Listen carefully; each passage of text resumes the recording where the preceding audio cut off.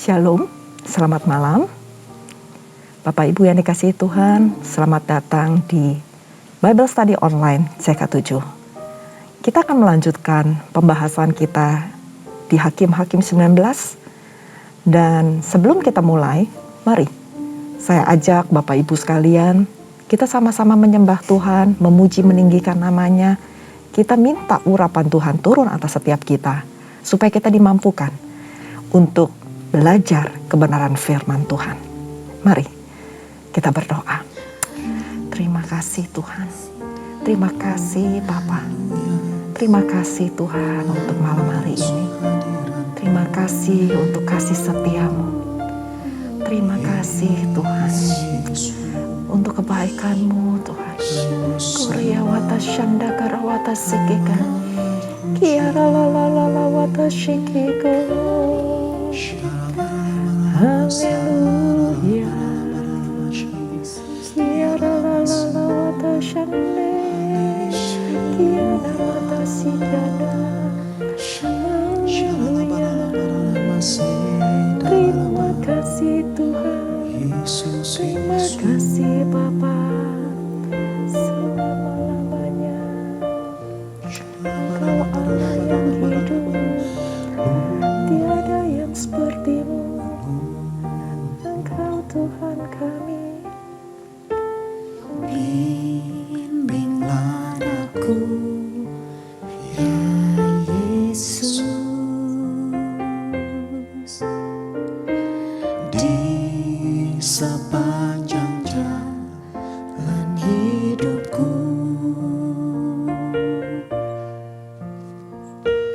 Firman-Mu bagaikan sumur, agar ku tak sesat di jalan. Tanpa Yesus di sisiku, tanpa Yesus membimbingku, tanpa Yesus menopangku, ku kan jatuh.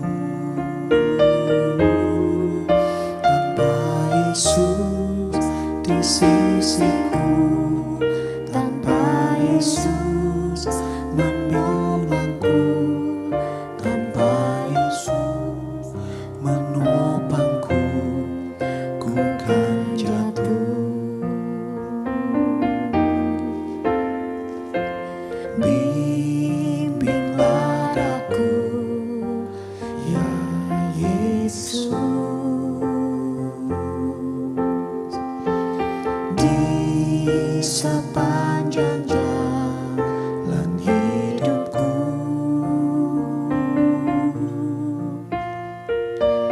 Firman-Mu bagaikan sumur, agar ku tak sesat di jalan. Tanpa Yesus di sisiku, tanpa Yesus membimbingku, tanpa Yesus menopangku, ku kan jatuh. Tanpa Yesus di sisiku, tanpa Yesus membimbingku, tanpa Yesus menopangku, ku kan jatuh.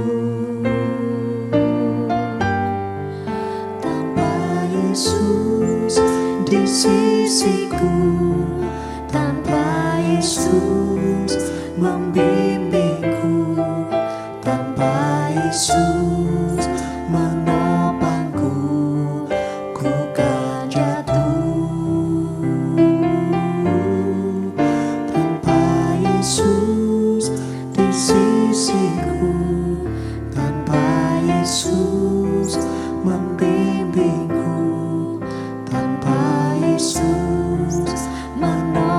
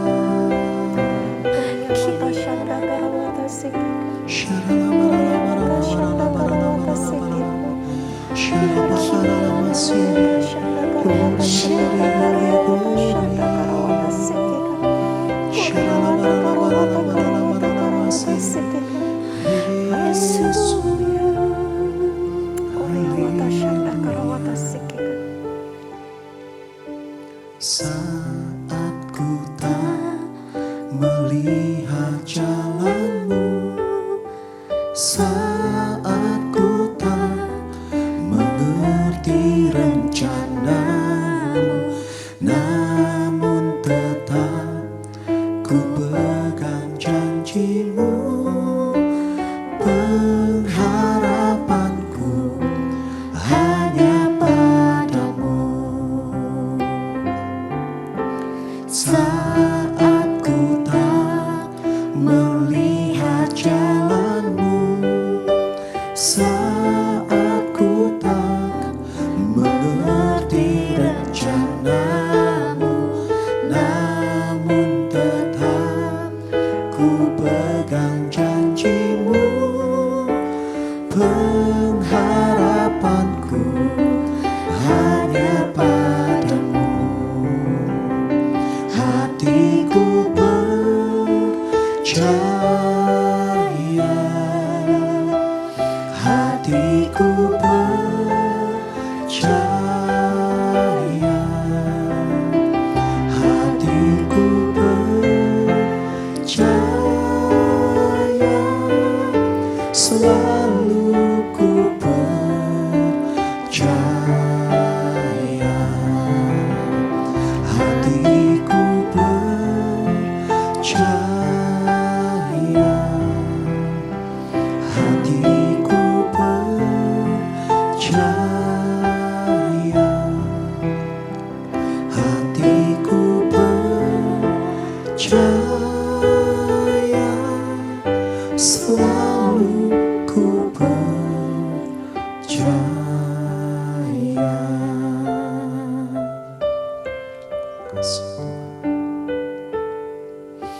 Saat ku tak melihat jalanmu, saat ku tak mengerti rencanamu, namun tetap ku pegang janjimu.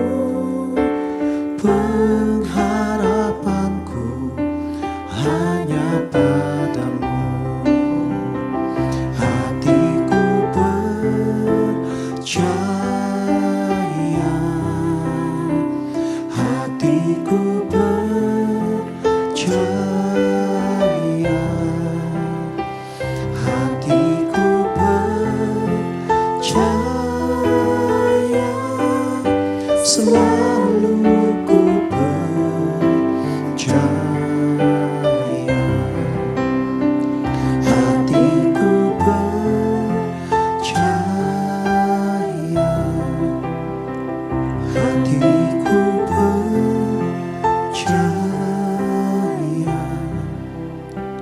hatiku percaya, selalu ku percaya.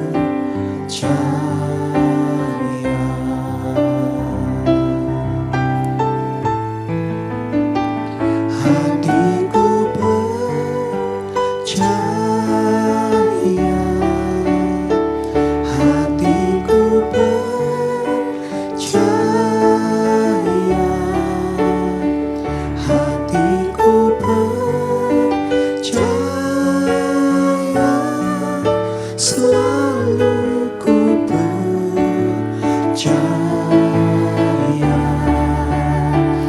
Hatiku percaya,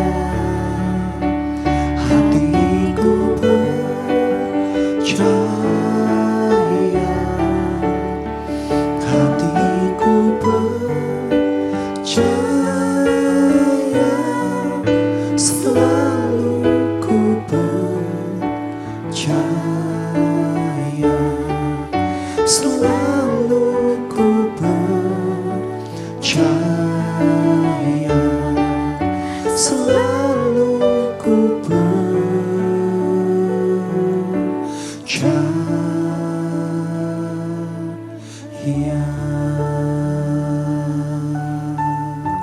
Korea wata shanda karawata siki kandaria wata siki ko. Haleluya. Korea wata shanda karawata siki. Korea wata siki ko.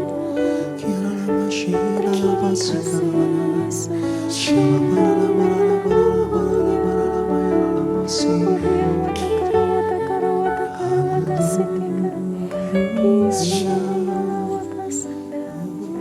Haleluya. Hati kami percaya penuh kepadamu Tuhan. Hati kami sepenuhnya percaya bahwa Engkau Allah kami yang hidup. Meskipun kadang-kadang apa yang terjadi dalam kehidupan kami saat ini tidak sesuai dengan apa yang kami harapkan. Tapi kami percaya Engkau gak sekali-kali meninggalkan kami. Kasih setiamu itu selalu ada bersama dengan kami. Terima kasih Tuhan.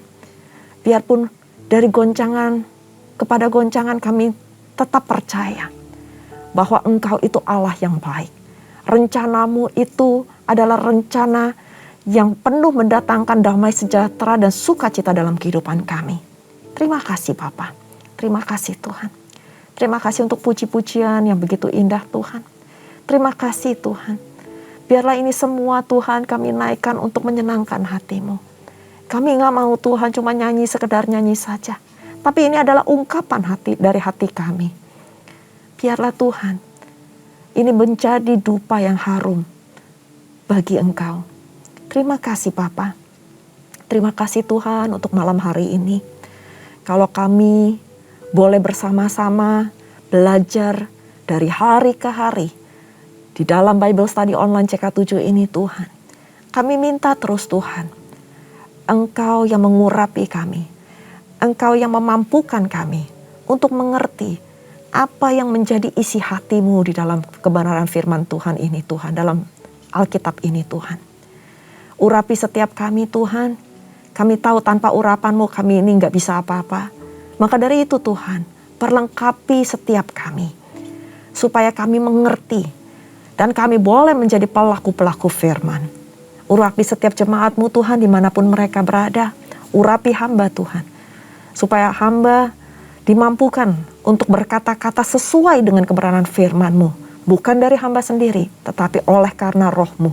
Terima kasih Tuhan. Tutup bungkus kami semua dengan darah-Mu. Dan kami percaya pelajaran malam hari ini akan mendatangkan berkat-berkat bagi kami semua. Terima kasih Bapa. Kami siap belajar hanya di dalam nama Tuhan Yesus. Kami berdoa dan bersyukur. Haleluya. Amin. Sekali lagi shalom Bapak Ibu yang dikasihi Tuhan. Kita akan sama-sama belajar pada malam hari ini dari Hakim-Hakim 19. Nah, pada Hakim-Hakim 18 kemarin kita sudah belajar mengenai apa yang terjadi di antara Bani dan bagaimana seorang Lewi yang tidak melakukan atau melayani sesuai dengan apa yang Tuhan inginkan dalam kehidupannya, tetapi untuk kepentingan sendiri dan untuk mencari keuntungan diri sendiri. Nah, pada malam hari ini kita akan membaca perikop dari perbuatan noda di Gibea. Saya akan bacakan beberapa ayat terlebih dahulu sebelum kita membahas dari Hakim-Hakim 19 ini. Perbuatan noda di Gibea. Ayat yang pertama. Terjadilah pada zaman itu ketika tidak ada raja di Israel, bahwa di balik pegunungan Efraim ada seorang Lewi tinggal sebagai pendatang. Ia mengambil seorang gundik dari Betlehem Yehuda. Tetapi gundiknya itu berlaku serong terhadap dia dan pergi daripadanya ke rumah ayahnya di Betlehem Yehuda. Lalu tinggal di sana 4 bulan lamanya. Berkemaslah suaminya itu lalu pergi menyusul perempuan itu untuk membujuknya dan membawanya kembali. Bersama-sama dia, bujangnya dan sepasang keledai. Ketika perempuan muda itu membawa dia masuk ke rumah ayahnya Dan ketika ayahnya itu melihat dia, maka bersukacitalah ia mendapatkannya. Mertuanya, ayah perempuan muda itu, tidak membiarkan dia pergi, sehingga ia tinggal 3 hari lamanya pada ayah itu. Mereka makan, minum, dan bermalam di sana. Tetapi pada hari yang keempat, ketika mereka bangun pagi-pagi, dan ketika orang Lewi itu berkemas untuk pergi, berkatalah ayah perempuan muda itu kepada menantunya, "Segarkanlah dirimu dahulu dengan sekerat roti, kemudian bolehlah kamu pergi." Jadi duduklah mereka, lalu makan dan minumlah keduanya bersama-sama. Kata ayah perempuan muda itu kepada laki-laki itu, "Baiklah, putuskan untuk tinggal bermalam, dan biarlah hatimu gembira." Tetapi ketika orang itu bangun untuk pergi juga, mertuanya itu mendesaknya, sehingga ia tinggal pula di sana bermalam. Pada hari yang kelima, ketika ia bangun pagi-pagi untuk pergi, berkatalah ayah perempuan muda itu, "Mari, segarkanlah dirimu dahulu dan tinggallah sebentar lagi sampai matahari surut. Lalu makanlah mereka keduanya." Di ayat 9, ketika orang itu bangun untuk pergi, bersama dengan gundiknya dan bujangnya, berkatalah mertuanya, ayah perempuan muda itu kepadanya, "Lihatlah, matahari telah mulai turun menjelang petang. Baiklah, tinggal bermalam. Lihatlah, matahari hampir terbenam. Tinggallah di sini bermalam dan biarlah hatimu gembira. Maka besok kamu dapat bangun pagi-pagi untuk berjalan dan pulang ke rumahmu." Tetapi orang itu tidak mau tinggal bermalam. Ia berkemas, lalu pergi. Demikian sampailah ia di daerah yang berhadapan dengan Yebus. Itulah Yerusalem. Bersama-sama dengan dia ada sepasang keledai yang berpelana dan gundiknya juga. Nah, kalau kita baca dari Hakim-Hakim 19 ini sampai habis, sampai ayat yang ke-30, maka di pasal ini berkisah tentang seorang Lewi yang mengambil gundik dari Betlehem Yehuda. Nah, pada saat itu tidak ada raja di Israel, sehingga orang-orang Israel itu berbuat semaunya tanpa ada aturan-aturan. Dan diceritakan bahwa gundik itu berselingkuh, berbuat serong, dan pergi ke rumah ayahnya yang ada di Betlehem Yehuda dan tinggal di sana selama 4 bulan. Lalu sang suami berbaik hati, melepaskan pengampunan pastinya, dan menyusul sang gundik ke rumah papa mertuanya dan berusaha membujuk sang gundik untuk pulang bersamanya kembali. Nah, orang Lewi ini disambut baik oleh mertuanya. Dan rencana awal yang sebenarnya dia cuma mau bermalam 3 hari, lalu ditahan oleh mertuanya sampai akhirnya dia tinggal 5 hari lamanya. Nah, pada saat orang Lewi ini beserta dengan gundik dan bujangnya perjalanan pulang kembali ke pegunungan Efraim, mereka bermaksud untuk bermalam di Gibea. Lalu ada seorang tua yang berasal dari Benyamin yang sebagai pendatang di Gibea itu dan mengajaknya untuk bermalam di rumahnya. Nah, di sini ceritanya. Pada saat malam hari, datanglah orang-orang dari kota itu, yaitu orang-orang Gibea yang dursila, menggedor-gedor rumahnya, dan dia berusaha mau memperkosa gundiknya atau si pendatang itu yang bertamu di rumah orang tua tersebut. Dan awalnya orang tua tersebut itu berusaha menahan orang dursila itu supaya jangan memperkosa. Dan bahkan orang tua itu rela menyerahkan anaknya yang perempuan yang masih perawan itu untuk sebagai ganti dari tamunya yang ingin diperkosa oleh orang-orang dursila itu. Itu adalah bukti dari tanggung jawab tuan rumah kepada tamu yang sedang datang di rumahnya atas keselamatan tamunya. Akan tetapi, orang Lewi itu menangkap gundiknya sendiri dan menyerahkan kepada orang-orang dursila untuk diperkosa. Dan akhirnya gundiknya itu mati. Dan keesokan harinya, orang Lewi ini menemukan gundiknya telah mati dan memotong bagian tubuh gundiknya menjadi 12 bagian dan mengirimkan potongan tubuh itu ke semua suku Israel. Itu semuanya terdapat di ayat yang ke-29. Pada kisah ini kita bisa sama-sama melihat bagaimana sikap yang muncul jika tidak ada kasih yang tulus dan murni. Apa motivasinya sebenarnya dari orang Lewi ini menjemput gundiknya? Apakah benar-benar dia mengasihi? Apakah dia benar-benar tulus murni mencintai gundiknya? Bukti wujud dari kasih adalah kepedulian pada orang lain. Dan jika kasih tersebut tidak mulus dan tidak murni, maka manusia itu cenderung egois dan mementingkan diri sendiri dibanding kepentingan orang lain. Itu adalah sikap dasar kebanyakan manusia. Pada saat kepepet, dia akan rela mengorbankan orang lain demi keselamatan dirinya sendiri. Seperti yang dikatakan oleh Rasul Paulus pada Roma 3 ayat 10 dan 11. Bagaimana hancur kehidupan manusia, mereka tidak berakal budi dan melakukan yang tidak benar. Kalau manusia itu hidup tanpa Allah. Maka dari itu, kita perlu Tuhan di dalam kehidupan kita. Supaya kehidupan kita itu berakal budi dan melakukan hal-hal yang benar di mata Allah. Dan apa yang dialami oleh bangsa Israel pada kitab Hakim-Hakim pun demikian. Pada zaman itu semua orang berbuat apa yang benar menurut pandangannya sendiri, bukan menurut pandangannya Allah. Karena juga mereka tidak ada raja, tidak ada pemimpin yang benar-benar memimpin atau membatasi apa yang mereka lakukan. Seorang Lewi yang biasanya dihormati layaknya sebagai imam, sebagai utusan Allah, namun kenyataannya adalah seorang yang mementingkan diri sendiri dan mengorbankan orang lain. Dalam hal ini adalah gundiknya sendiri. Dan dalam kondisi seperti ini, manusia tidak tahu mengasihi, lebih menuruti hawa nafsu daripada menuruti kebenaran Allah. Dan ini adalah kecenderungan manusia pada akhir zaman. Seperti yang ditulis oleh 2 Timotius 3, bagaimana kondisi kita pada saat ini. Orang seringkali juga melakukan apa yang benar, menurut pandangannya dan kepentingan diri sendiri. Nah, Bapak Ibu yang dikasihi Tuhan, oleh karena itu, kita sebagai orang percaya, kita harus menjadikan Allah, Tuhan kita, dan firman-Nya sebagai standar sebuah kebenaran hidup. Jangan melakukan apa yang menjadi kepentingan kita atau menjadi standar kita sendiri.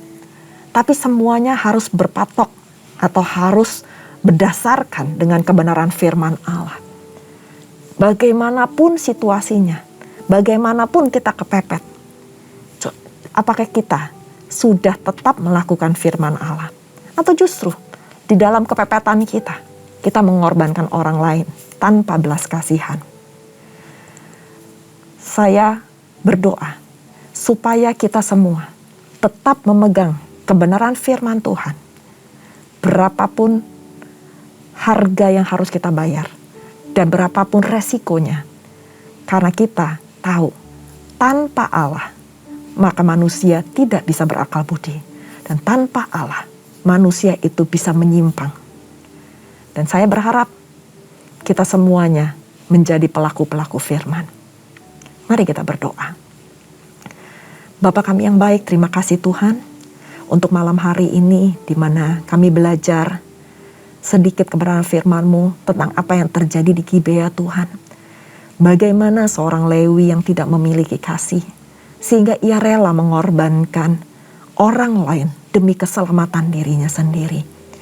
Tuhan, ampuni kami Tuhan. Kalau mungkin saat ini di antara kami juga kadang-kadang egois, kadang-kadang mementingkan kepentingan kami sendiri dibandingkan kepentingan orang lain.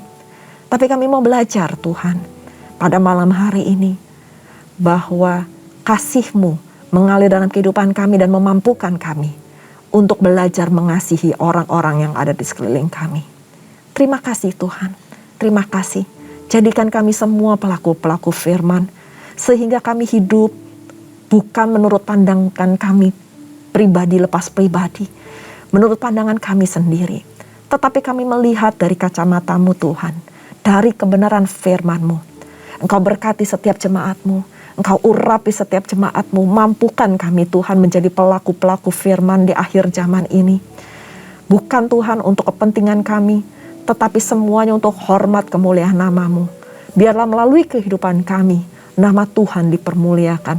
Melalui kehidupan kami, orang melihat Yesus hidup. Dan orang melihat Yesus hidup dalam kehidupan kami. Terima kasih Tuhan, terima kasih. Berkati, kuatkan yang lemah Tuhan, hibur yang susah. Pulihkan Tuhan, pribadi lepas pribadi. Baik dalam segi posisi kami, keluarga kami, kesehatan kami Tuhan Engkau sembuhkan. Dan bahkan Tuhan, ekonomi kami Engkau pulihkan. Terima kasih Bapa, terima kasih Tuhan. Dan sebelum kami berpisah satu dengan lainnya, kami rindu untuk menerima berkat yang daripadamu. Mari Bapak Ibu yang dikasihi Tuhan, sebelum kita berpisah satu dengan lainnya, mari kita mengangkat kedua tangan kita dan kita siap menerima berkat. Terimalah berkat yang berlimpah-limpah dari Allah Bapa, kasih karunia yang sempurna dari anaknya yang tunggal, Tuhan kita, Yesus Kristus. Dan persekutuan manis dengan Roh Kudus menyertai Bapak Ibu sekalian mulai saat ini sampai Tuhan Yesus datang untuk kedua kalinya, menjemput kita di awan-awan permai dan bahkan untuk selama-lamanya. Mari kita yang sudah menerima berkat sama-sama katakan amin. Tuhan Yesus memberkati. Shalom.